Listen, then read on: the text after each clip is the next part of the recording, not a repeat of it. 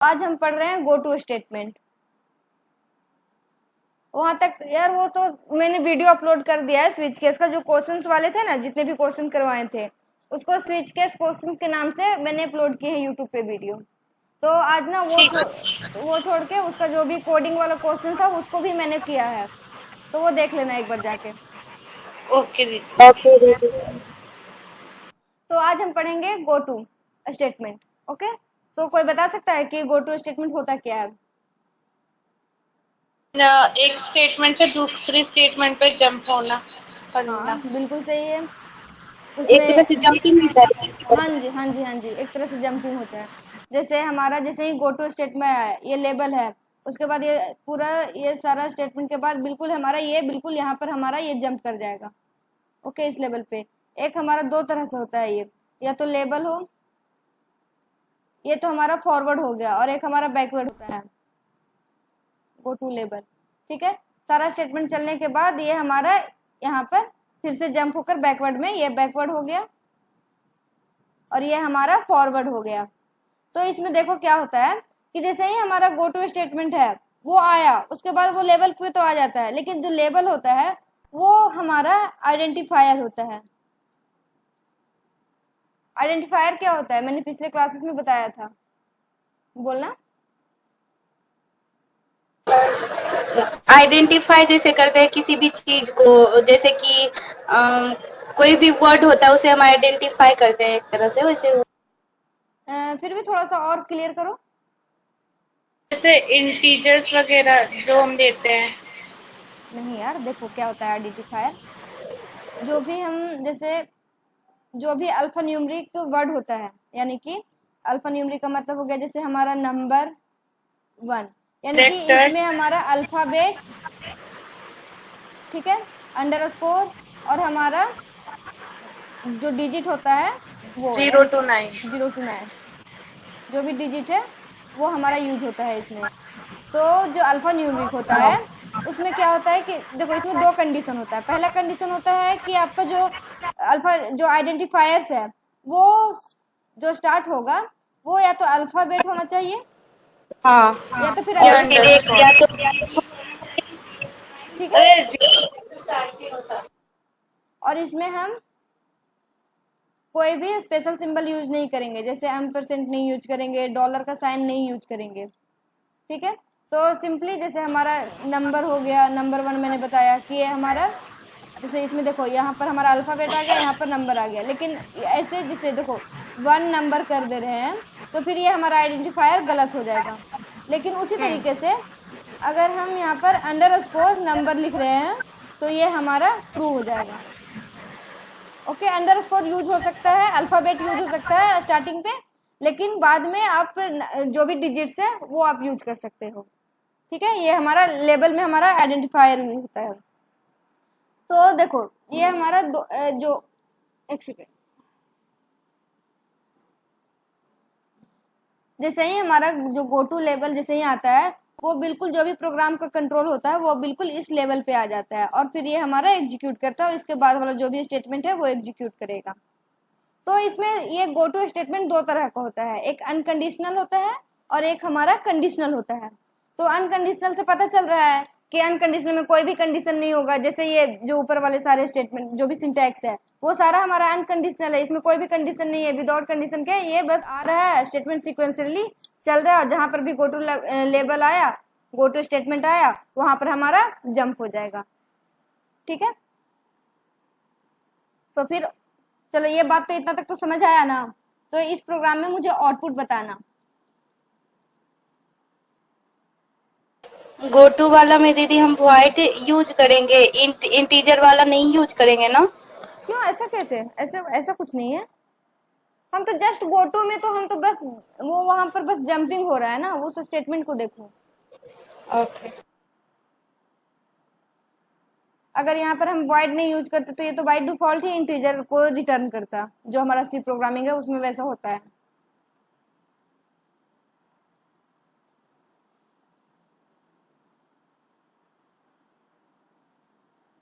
Good, ठीक है, इसका आउटपुट बताओ।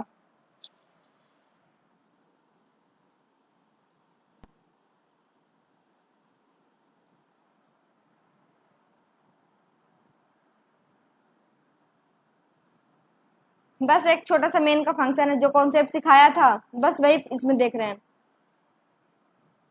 बस जंप ही होगा, अनकंडीशनल जंप है।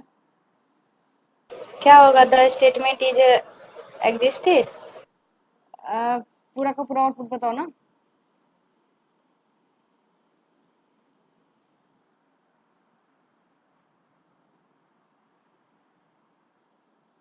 देखो हमारा यहाँ पर 3 प्रिंटफ स्टेटमेंट है।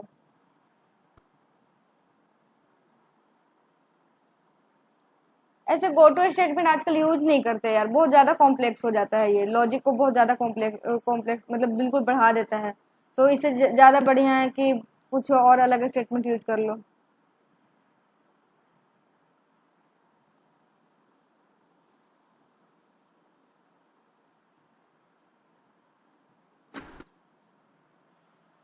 ऐसे मैंने the statement is executed. The statement is executed, बस ये प्रिंट होगा। हाँ, क्योंकि ये लूप में वापस जा रहा है ना। ये जैसे हमारा ये था ना गो टू लूप, हाँ तो ये यहाँ पे बाद में ये लूप में यहाँ वापस आ रहा है इस स्टेटमेंट पे। ये हाँ लूप नीचे आ रहा है प्रिंट एफ से हाँ, पहले, तो यही स्टेटमेंट प्रिंट होगा। वो तो ठीक है, लेकिन तुम इसे क्यों भूल रहे हो? ये भी तो देखो, जैसे हमारा ये सीक्वेंशियली रन होता है, तो जैसे मेन में आया, तो फिर हमारा ये प्रिंटफ तो होगा ना, ये प्रिंटफ से ये स्टेटमेंट तो प्रिंट होना चाहिए ना। Example for unconditional go to, ये तो प्रिंट होना ही चाहिए।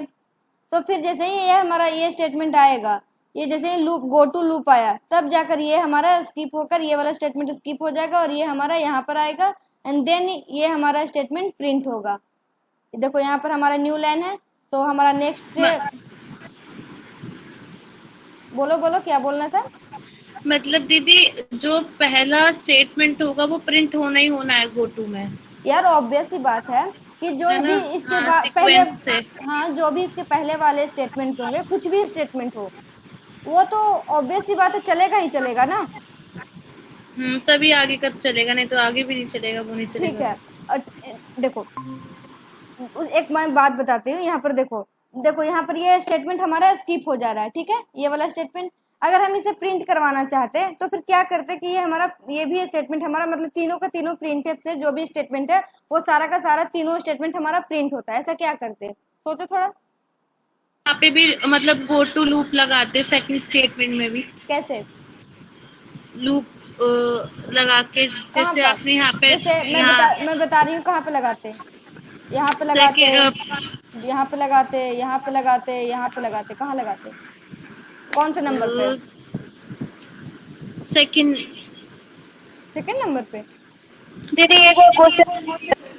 देखो ये क्वेश्चन समझ में आया, जो मैंने पहले पूछा था वो तो क्वेश्चन समझ आ गया कि हाँ, वो कैसे। तो फर्स्ट आ गया। तो देखो अगर मुझे ये स्टेटमेंट भी प्रिंट करवाना होता है, ये स्टेटमेंट भी प्रिंट करवाना होता है, तीनों का तीनों स्टेटमेंट प्रिंट करवाना होता, तो इसमें ऐसा क्या कंडीशन होना चाहिए कि हमारा ये तीनों का तीनों स्टेटमेंट प्रिंट हो जाए? सोचो थोड़ा।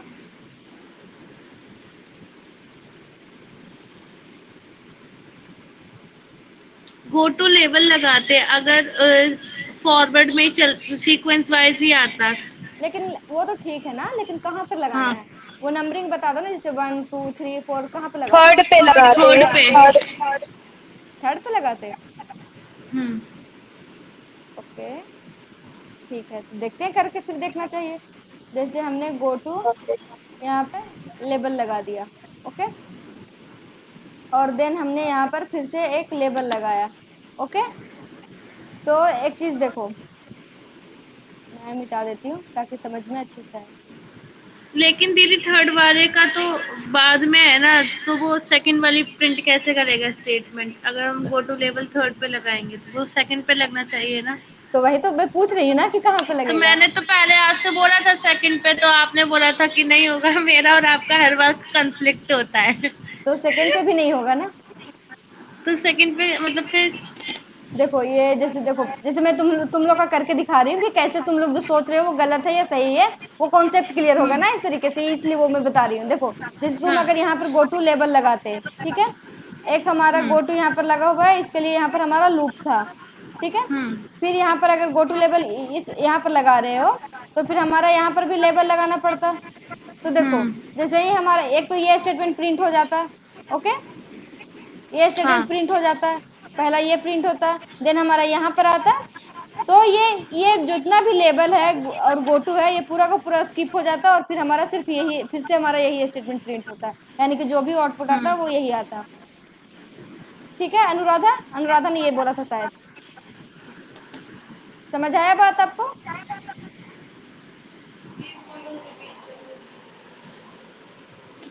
समझ आया?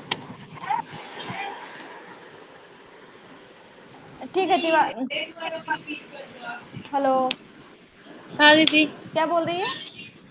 कह रही है एक बार और बता दो।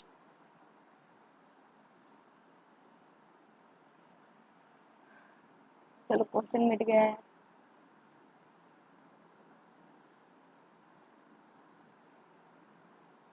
यहाँ पर हमारा गोटू था और यहाँ पर हमारा लूप था। तो तुमने बोला कि जो हमारा गोटू लगेगा वो हमारा यहाँ पर गोटू लगेगा, ऐसा तुमने बोला कि गोटू लेबल 1 यहाँ पर हमने किया और एक लेबल हमने यहाँ पे लगाया। ठीक है, तो मैं एक बात बोल रही हूँ कि देखो जैसे ये स्टेटमेंट हमारा प्रिंट, जैसे ये हमारा वाइड मेन आया, ये प्रिंट हुआ, एग्जाम्पल फॉर अनकंडीशनल गोटू, ये हमारा प्रिंट हुआ। तो हमारा जैसे ही लिखा हुआ ये स्टेटमेंट आया गोटू लूप, तो गोटू लूप जैसे ही ये हमारा गोटू स्टेटमेंट आया ये यहाँ से जंप कर जाएगा, तो जंप करने के बाद तो ये यहाँ पर आएगा ना, इस यहाँ पर इस स्टेटमेंट इस आइडेंटिफायर के पास आएगा, इस लेबल के पास आएगा।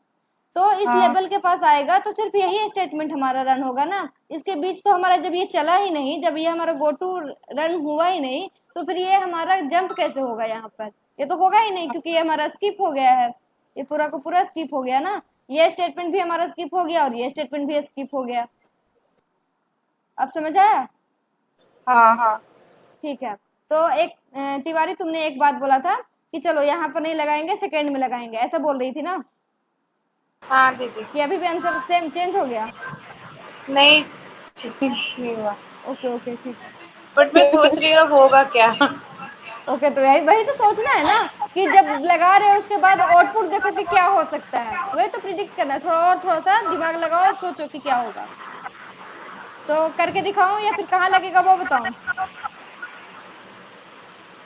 हेलो, कहाँ लगेगा आप ये बताइए, वो तो समझ में आ गया, सेकंड पे लगेगा नहीं क्योंकि वो स्किप कर जाएगा उसे। ओके ओके, तो देखो जैसे हमारा ये रन हुआ, ठीक है, तो यहाँ पर लगा दो go to label 1 and then यहाँ पर लेबल 1 कर दो। दीदी अगर हम सेकंड वाले पे गो टू लगा देते तो वो दोनों स्टेटमेंट स्किप कर देता ना सेकंड वाले पे लास्ट के। एक सेकंड पहले ये समझ लो, फिर मैं लगाती हूँ मिटाकर, ठीक है? ठीक है। तो देखो जैसे ही हमारा ये रन होगा, पहले हमारा ये प्रिंट होगा example for unconditional go to, then हमारा गो टू लूप आएगा, देन हमारा ये जंप होगा, देन हमारा द स्टेटमेंट इज एग्जीक्यूटेड, ये हमारा प्रिंट होगा, उसके बाद हमारा फिर से गो टू लेबल आया, देन हमारा ये जंप होगा और ये हमारा स्टेटमेंट प्रिंट होगा, दिस स्टेटमेंट इज स्किप्ड। इसमें दीदी फिर बैकवर्ड फॉलो करेगा ना? हाँ, ये बैकवर्ड हो गया और ये हमारा फॉरवर्ड हो गया। अच्छा, मुझे लगा था कि फॉरवर्ड भी चलेगा। क्यों लगा था? बिना रीजन का क्यों लगता है? क्योंकि इसलिए लगा था क्योंकि स्टार्टिंग से फॉरवर्ड लग रहा है तो फॉरवर्ड लगना चाहिए। अरे ऐसा थोड़ी ना होता है, जब मैंने वैसा नहीं किया तो फिर वैसा अपने आप थोड़ी ना मान लोगे। चलो अब यहाँ तक समझ आया ना बात? हाँ ठीक है, तो अब कंडीशनल का देख लो कि कैसा होता है वो। देखो कंडीशनल में होगा, कंडीशनल गो टू में कि जो भी हमारा जो भी स्टेटमेंट गो टू का जो भी जंपिंग होता है वो किसी कंडीशन को जब सेटिस्फाई करेगा तभी हमारा वो जंप होगा, यानी कि गो टू स्टेटमेंट रन होगा। For example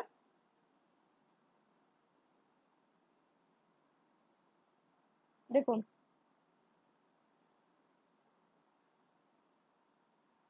conditional go to होता है, उसमें तो मैंने बता दिया, समझ में तो आ गया ना बात कि इसमें हमारा कंडीशन को सेटिस्फाई करेगा तो हमारा गो टू स्टेटमेंट रन होगा।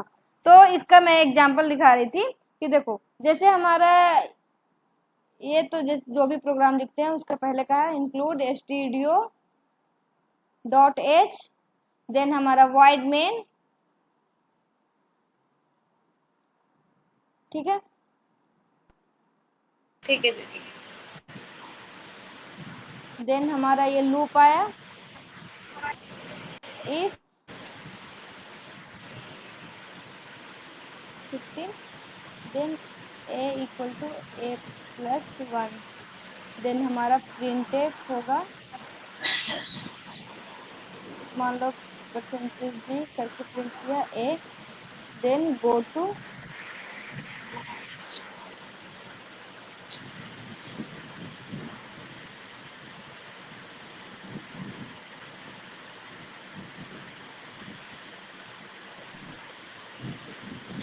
हमारा यहाँ पर हो गया go to then loop, okay. ये है हमारा गो टू लूप। तो देखो जैसे ये हमारा प्रोग्राम है जिसमें हमने मेन हमारा फंक्शन है, एक हमारा वेरिएबल डिक्लेयर है, लोकल वेरिएबल, ठीक है। तो लोकल वेरिएबल हमारा 10 है। देन हमारा यहाँ पर देखो एक लेबल यहाँ पर है, ओके। देन हमारा ये कंडीशन रन हुआ, ठीक है। तो इस कंडीशन में क्या बोल रहा है कि if a less than equal to 15, तो हमारा जो a है वो 10 है, तो 10 से तो मतलब कि ये जो कंडीशन है वो तो ट्रू है, 10 लेस देन इक्वल टू 15 ये कंडीशन ट्रू है, तो हमारा ये चलेगा। तो देखो यहाँ पर 10 प्लस 1 क्या होगा 11, देन प्रिंटफ वैल्यू ऑफ 11, तो आउटपुट जो आएगा वो 11 आएगा, ठीक है। देन हमारा ये क्या बोल रहा है कि गो टू लूप, तो ये हमारा जैसे ही एक ये वापस चलेगा, ठीक है। उसके बाद फिर से ये कंडीशन चेक होगा, तो अब जो 10 की जगह पर जो a का वैल्यू है 11 है, तो 11 लेस देन इक्वल टू 15 ये वैल्यू फिर से ट्रू हो गया। Then 11 plus 12 then print 12, then फिर से ये हमारा लूप चलेगा उसी तरह से, ये 12 देन हमारा ये 12 होगा, 12 एक हमारा ट्रू है, देन ये हमारा 13 होगा, देन हमारा 13 प्रिंट होगा यहाँ पे। उसके बाद फिर से हमारा लूप चलेगा, 13 के लिए चेक करेंगे, देन हमारा ये सारा स्टेटमेंट चलेगा, यहाँ पर आउटपुट 14 आएगा, ओके। और ये भी 14 चेंज होगा। उसके बाद फिर से हम 14 को चेक करेंगे, तो 14 ये भी वैल्यू फिर से ट्रू है, तो 14 प्लस 1 ये हमारा 15 हो गया, ठीक है। तो ये 15 फिर से यहाँ पर प्रिंट होगा। उसके बाद गो टू लूप फिर से आएगा। देखो एक ये लूप का है ना, जैसे फॉर लूप हम यूज करते हैं, तो कैसे फॉर लूप में बिल्कुल बार बार स्टेटमेंट रिपीट हो रहा है, उसी तरह से देखो हम गो टू के थ्रू हम लूप को फिर से मतलब लूप यूज कर सकते हैं। जैसे देखो यहाँ पर गो टू स्टेटमेंट बार बार गो टू की वजह से सम स्टेटमेंट बार बार रिपीट हो रहा है। तो ये हमारा 14 को चेक कर लिया था हमने, ये हमारा फिर 15 आया, देन ये 50 ये भी फिर से ट्रू है, देन 15 प्लस 1 16 हो जाएगा, देन ये हमारा 16 प्रिंट होगा।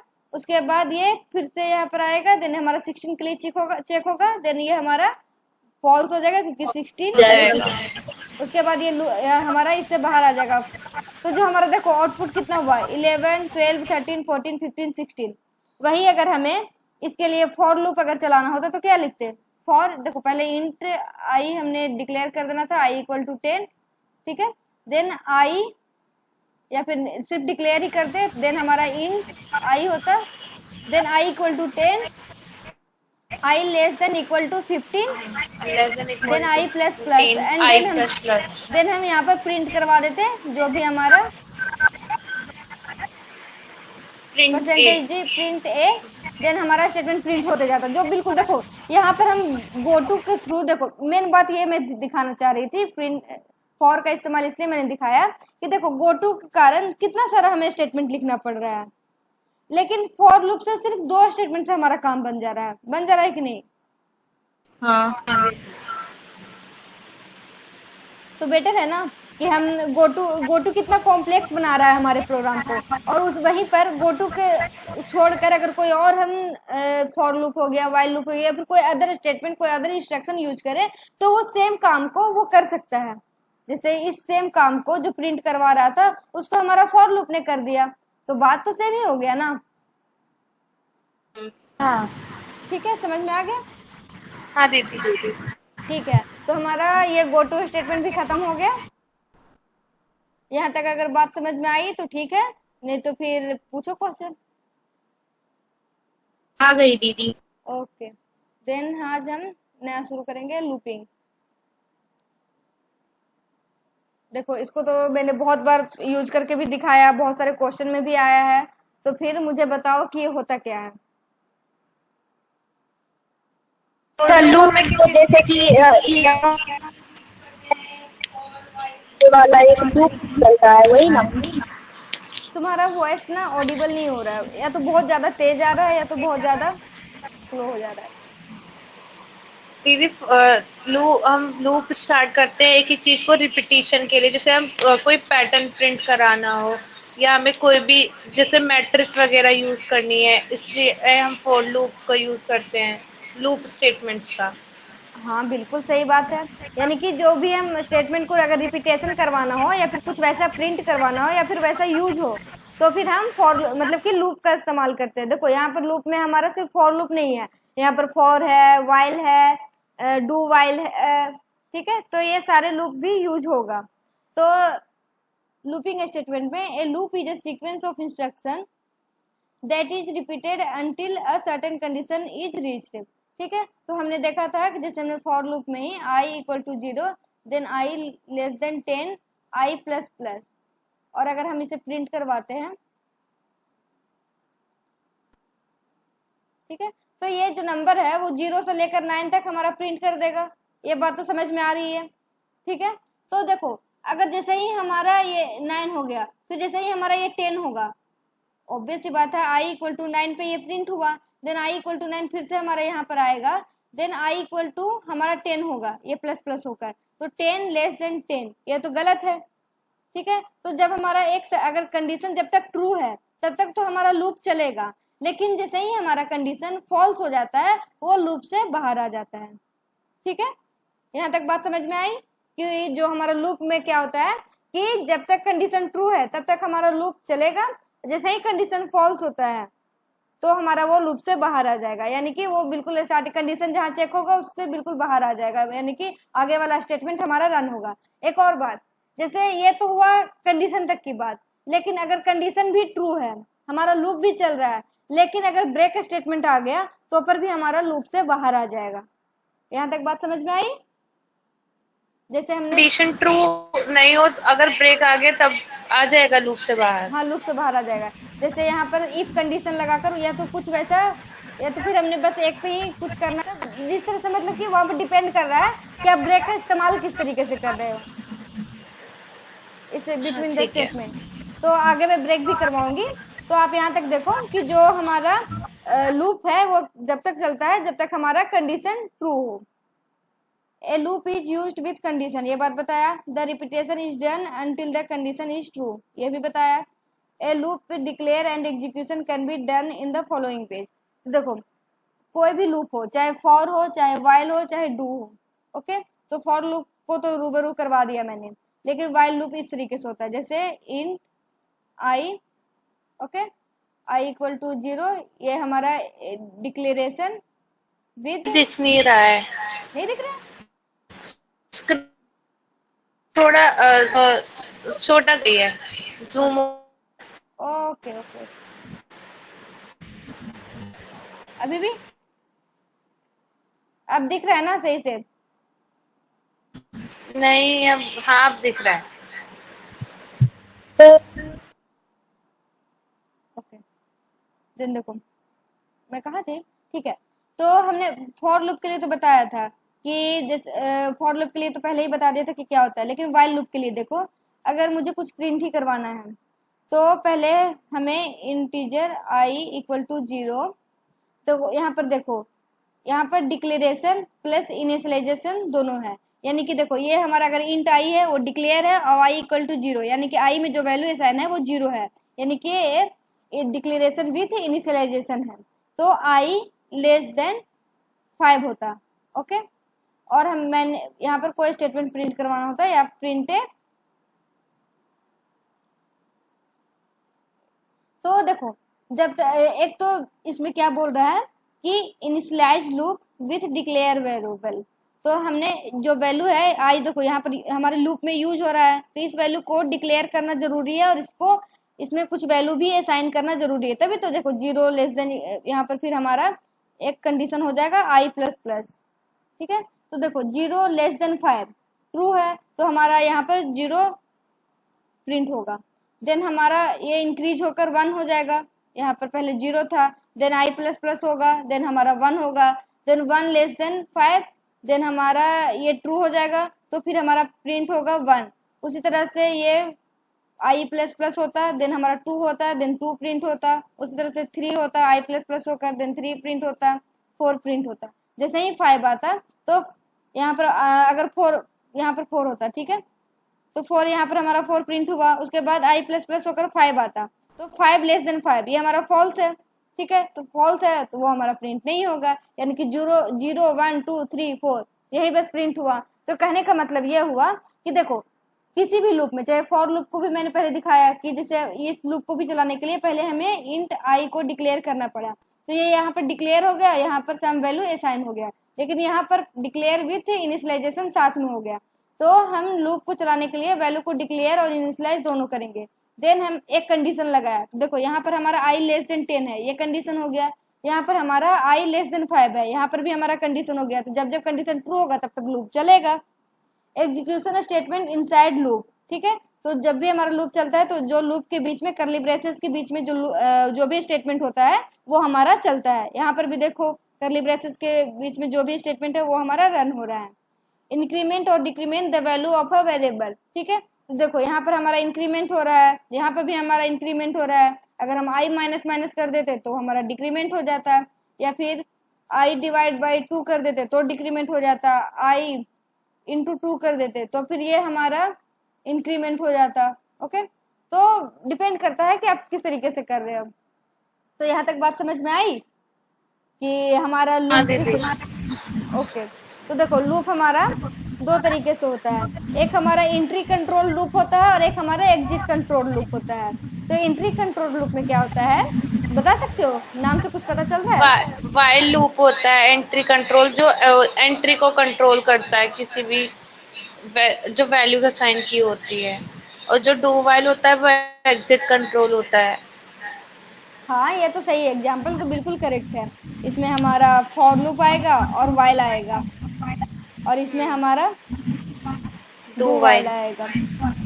लेकिन जो एंट्री कंट्रोल लूप होता है तो इसमें क्या होता है कि देखो in this type the test condition is checked first before the loop executed, यानी कि देखो करेंगे उसके बाद। हाँ सही बोल रही हो कि हमारा पहले कंडीशन चेक होगा तब हमारा ये लूप रन होगा। लेकिन डू वाइल में क्या होगा, जो एग्जिट कंट्रोल लूप होता है उसमें पहले हमारा डू वाला स्टेटमेंट एक बार चल लेगा, उसके बाद वाइल आएगा, तो ये अगर ट्रू हुआ तो फिर से ये लूप स्टार्ट होगा, अगर फॉल्स हुआ तो ये हमारा बाहर हो गया। तो जो कंडीशन चेक हो रहा है वो हमारा एक बार इस लूप को रन होने के बाद हमारा ये कंडीशन चेक हो रहा है, तो ये स्टेटमेंट रन हो गया तो हमारा कंडीशन चेक हो गया, तो इसको बोलते हैं एग्जिट कंट्रोल लूप, और इसको बोलेंगे हम एंट्री कंट्रोल लूप। तो एंट्री कंट्रोल लूप में होता है in this type the test condition is checked first before the loop is executed, ठीक है, यानी कि लूप एग्जीक्यूट होने के पहले हमारा कंडीशन चेक होगा। लेते हैं, तो वाइल लूप में क्या होता है कि ये हमारा जब तक कंडीशन ट्रू है तब तक हमारा वाइल लूप चलता है। तो वाइल लूप का जो सिंटैक्स होता है वो देख लो इस तरीके का होता है, while condition set of some statements, then जब तक ये हमारा लूप चलेगा ये लूप हो गया, उसके बाद लूप से बाहर आने के बाद आफ्टर दैट जो भी लूप है यानी कि जो भी उसके बाद जो भी स्टेटमेंट होगा वो रन होगा। तो एग्जाम्पल के तौर पे हम देखते हैं,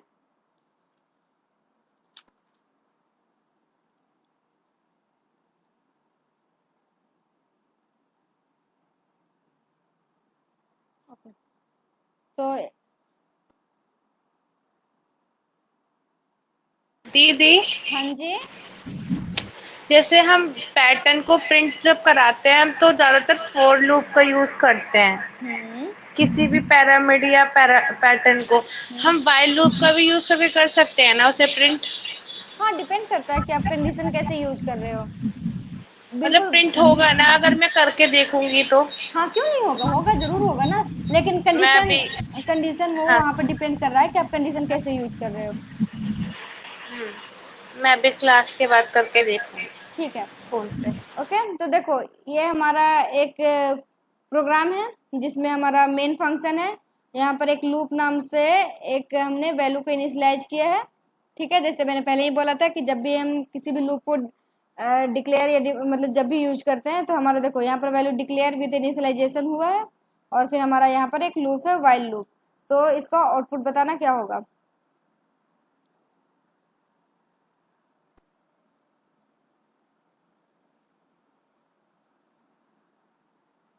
प्रिंटफ के आगे क्या लिखा है? Printf percentage D loop. अच्छा,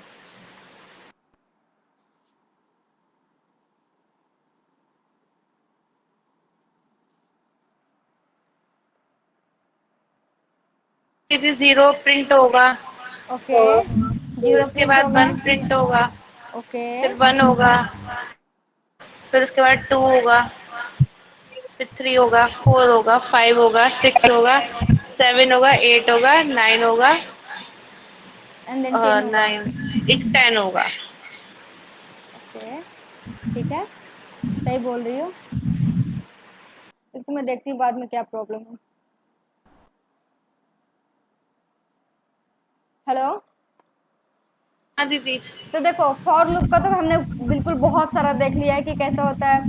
तो देखो फॉर लूप में यहाँ पर हमारा एक हो गया कि इसमें जो इनिशियलाइजेशन है ना, वो इनिशियलाइजेशन में आप कितना भी इनिशियलाइज कर सकते हो। जैसे यहाँ पर for i equal to 0, j equal to 1, k equal to 2। जब मैं क्वेश्चन बढ़िया बढ़िया क्वेश्चन करवाऊंगी ना, उसमें इस तरह का से इनिशियलाइजेशन दिखाएगा।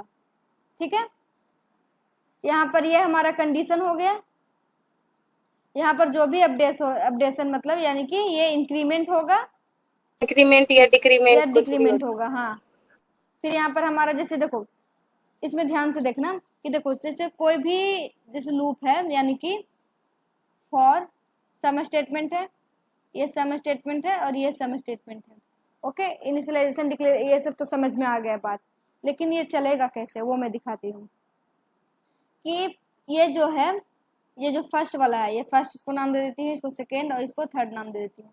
तो जो फर्स्ट वाला है ये एक बार ये स्टेटमेंट रिटर्न करेगा, यानी कि ये एक बार रन होगा। ठीक है, तो और लेकिन जो उसके बाद रन होने के बाद क्या होगा कि एक सेकेंड, हाँ ठीक है, मतलब ये एक ना एक बार जरूर रन होगा, यानी कि ये वंस टाइम मतलब कि एक बार रन होगा। लेकिन जो ये है ये रन होने के बाद ये इसका कंडीशन चेक करेगा। ठीक है, तो ये कंडीशन देखो इसको रन होने से प्रोग्राम पे कोई इम्पैक्ट नहीं पड़ेगा, लेकिन जैसे ही यहाँ पर ये कंडीशन चेक करेगा तो ये कंडीशन अगर ट्रू होता है तब तो हमारा ये स्टेटमेंट चलेगा, लेकिन अगर फॉल्स होता है तो हमारा स्टेटमेंट नहीं चलेगा। ठीक है, ये पूरे प्रोग्राम में ये वाला बस एक ही बार रन होगा, लेकिन ये पूरे प्रोग्राम में जितना बार जब तक हमारा कंडीशन फॉल्स नहीं होता तब तक रन होगा। ठीक है, यानी कि ये हमारा जो प्रोग्राम है उसको प्रभावित कर रहा है। उसी तरीके से जो ये है ये तो हमारा इंक्रीमेंट डिक्रीमेंट वाला है। ठीक है, तो जैसे ही देखो पहले हमारा ये रन हुआ, ठीक है, उसके बाद ये कंडीशन चेक किया, कंडीशन अगर ट्रू हुआ तो यहाँ पर हमारा स्टेटमेंट रन होगा। स्टेटमेंट रन होने के बाद ये हमारा फिर से यहाँ पर आएगा। ठीक है, ये अगर इंक्रीमेंट डिक्रीमेंट जो भी करना है आई मान लीजिए जब इंक्रीमेंट किया तो आई प्लस प्लस हुआ, तो उसके बाद ये इंक्रीमेंट और डिक्रीमेंट होने के बाद फिर से कंडीशन चेक होगा। अगर कंडीशन ट्रू हुआ तो फिर से हमारा ये स्टेटमेंट रन होगा, उसके बाद ये फिर से इंक्रीमेंट डिक्रीमेंट होगा, देन फिर से कंडीशन चेक होगा। तो ये लूप हमारा चलते रहेगा, यानी कि एक बार बस ये इनिशियलाइज कर लिया, देख लिया कि क्या आई इक्वल टू 0 क्या है। ठीक है, वो बस एक बार ये स्टेटमेंट हमारा चलेगा, यानी कि ये लेस देन 1 ही चलता है ये स्टेटमेंट, एटलीस्ट एक मतलब कि एटमोस्ट एक ही बार चलता है ये।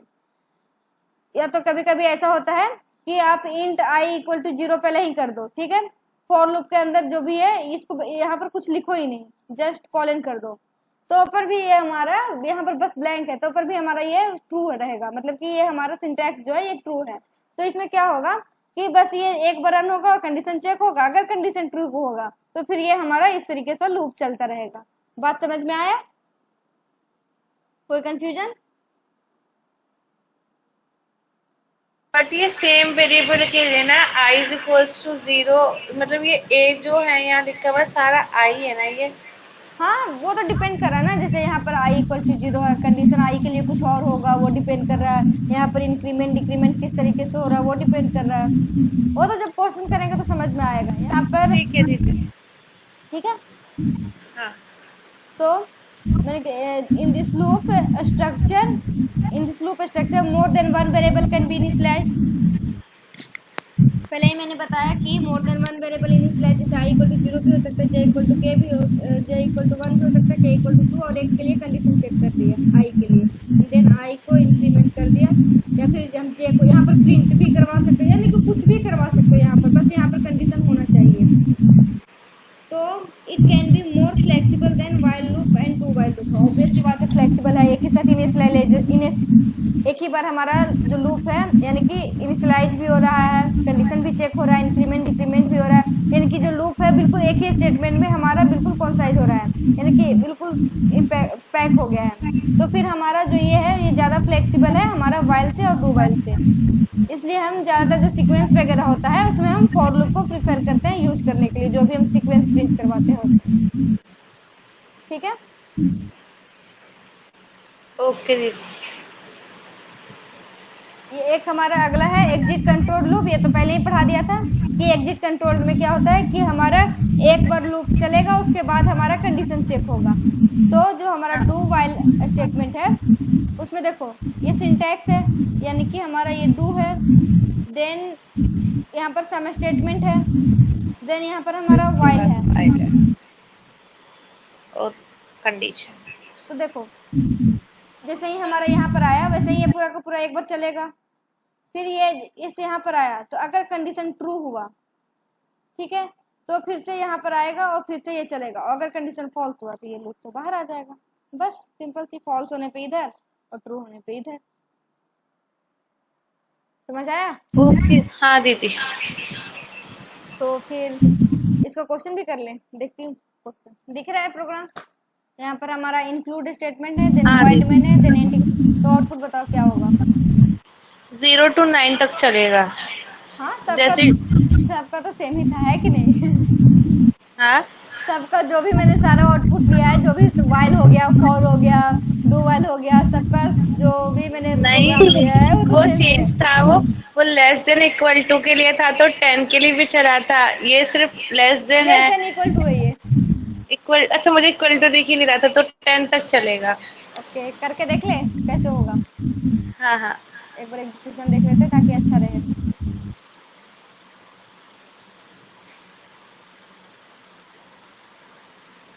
यार फिर से ये शुरू हो गया।